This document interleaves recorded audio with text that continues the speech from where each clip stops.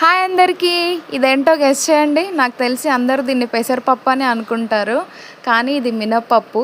మేము పొట్టు మినపప్పే తింటాము, ఎందుకంటే ఆ పొట్టులో ఫైబర్ ఉంటుంది అది మన బాడీకి చాలా యూస్ఫుల్ అనమాట. సో దాన్ని అలా పడేయకండి, పొట్టుతో తినడానికి ట్రై చేయండి. అండ్ రోట్లో దంచుకోవడం వల్ల దాని టేస్ట్ ఇంకా బాగుంటుంది. మేము రోట్లోనే దంచుకుంటాము. నేనైతే ఇప్పుడు కొన్ని వడలు వేద్దామని ఇడ్లీ పిండి కొంచెం తీసుకొని వడలు వేస్తున్నాను అనమాట. ఏం యాడ్ చేయలేదు ఇందులో. అయితే సాల్ట్, పచ్చిమిర్చి అండ్ కొంచెం జీలకర్ర వేసాను అంతే. టేస్ట్ అయితే చాలా బాగుంది, చాలా లైట్ ఫీల్ ఉంది.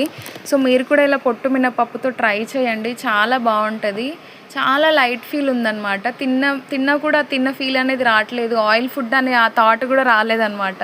అంత లైట్గా ఉంది. And please do subscribe. Hi అందరికీ. ఇదేంటో గెస్ చేయండి. నాకు తెలిసి అందరూ దీన్ని పెసరపప్పు అని అనుకుంటారు, కానీ ఇది మినప్పప్పు.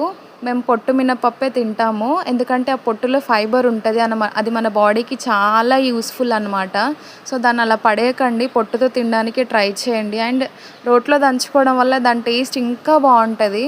మేము రోట్లోనే దంచుకుంటాము. నేనైతే ఇప్పుడు కొన్ని వడలు వేద్దామని ఇడ్లీ పిండి కొంచెం తీసుకొని వడలు వేస్తున్నాను అనమాట. ఏం యాడ్ చేయలేదు ఇందులో. అయితే సాల్ట్, పచ్చిమిర్చి అండ్ కొంచెం జీలకర్ర వేసాను అంతే. టేస్ట్ అయితే చాలా బాగుంది, చాలా లైట్ ఫీల్ ఉంది.